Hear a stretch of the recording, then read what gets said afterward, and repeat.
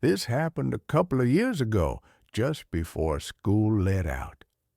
It was the final day of 8th grade.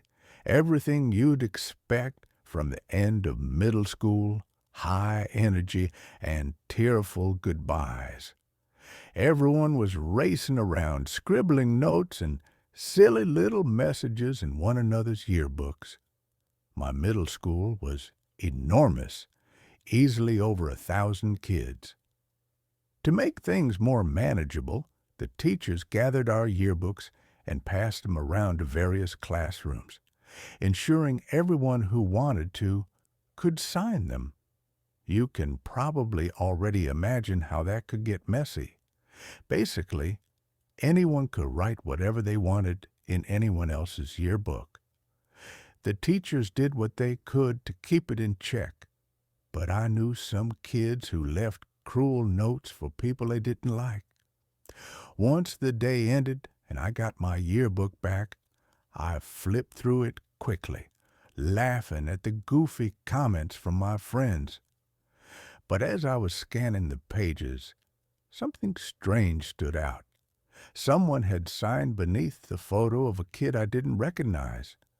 The name written was Samuel Robinson III, a name that's been stuck in my head ever since. The message he wrote was brief, to the point, and honestly, kind of creepy. It read, "Hags, I'll be seeing you again." I stared at the words, completely baffled. I had never spoken a single word to this Samuel kid. But there wasn't anything I could do now. The school year was over. It wasn't like I could confront him about it. I figured it was just some oddball being strange, or maybe even a case of mistaken identity. Either way, I let it go and put it out of my mind. A few hours later, I was back at home hosting a sleepover in my basement with my closest friends, Kevin, David, and Kieran. We were down in Doritos and gaming on Call of Duty all night. Since my parents' bedroom was 3 floors above us, we didn't really worry about the noise. We were horsing around on my dad's rowing machine sometime just before 2 a.m. when a sharp knock echoed from the storm door. It instantly shut us all up. Who the hell knocks on a storm door? It had to be someone who either didn't want to wake my parents or already knew we were in the basement. Or both. None of it made sense. The knocking continued in a steady, repeating rhythm. I could tell Kieran was about to speak, and I didn't stop him in time. He called out loudly, asking who was there. I wanted to smack him. He had basically shouted to whoever was out there that we were in the basement. Since there weren't any windows facing outside, it was unlikely they had known we were down there. But they sure did now. After a long silence, the knocking stopped. Then a muffled voice replied. It said, "Come around to the back door," in this high-pitched, friendly tone, like a buddy asking to join our sleepover. It definitely sounded like a teenager's voice. And it didn't sound fake or forced either. I'll be honest, I was scared, but my friends didn't seem the least bit worried. In fact, they acted like it was fun that some random teenager was outside my place. They kept telling me I should at least check it out. I didn't want to, but they wore me down. We crept upstairs, trying not to make a sound. I approached the back door cautiously, my heart hammering in my chest. Through the thin glass panel beside the door, I could make out a dim figure standing under the porch light. As I stepped closer, his face came into view. My stomach dropped. It was him. Samuel Robinson III, the same kid who had signed my yearbook.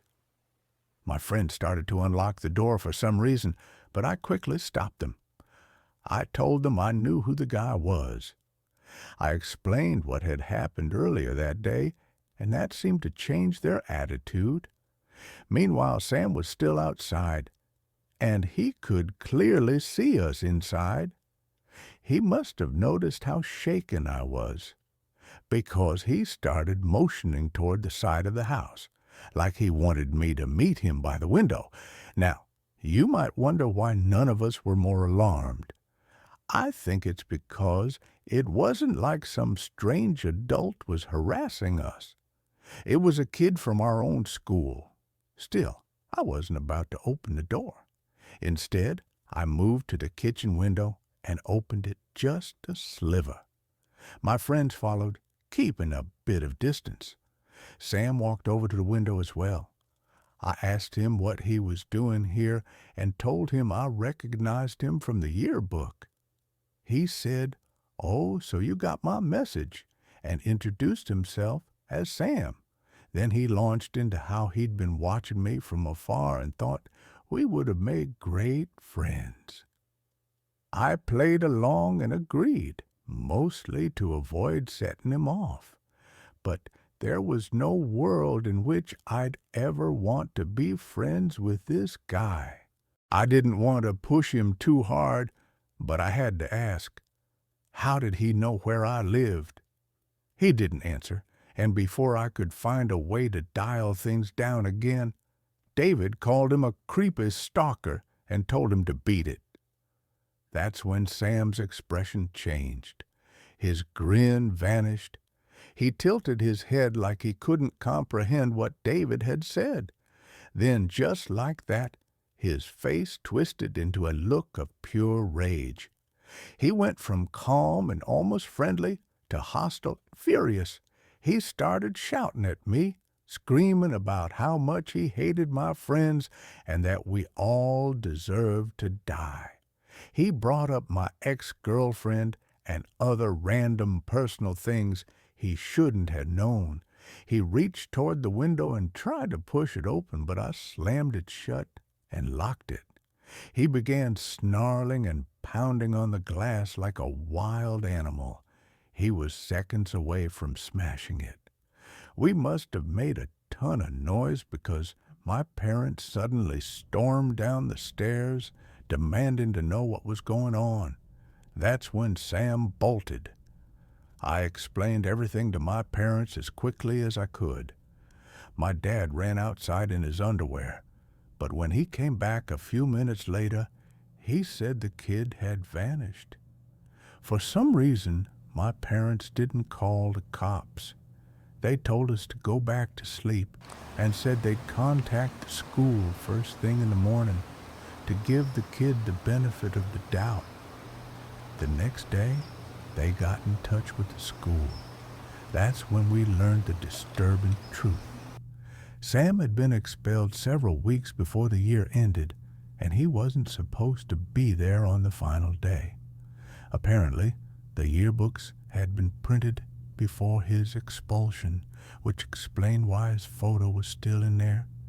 That meant he had snuck into the school just to write that message to me, and that realization terrified me. Even with help from the school, nobody was able to track him down. It was like he and his parents had vanished. The whole thing turned into a bit of a scandal, but the school tried to keep everything quiet. To this day, I still have no clue how he figured out where I lived. That's what haunts me the most. The theory is that he was a mentally disturbed and troubled kid who got oddly fixated on me for some unknown reason, and then stalked me for who knows how long. My parents were on edge for weeks. It's something we don't really talk about anymore because it's just too unsettling. But ever since then, living in that house has never felt the same.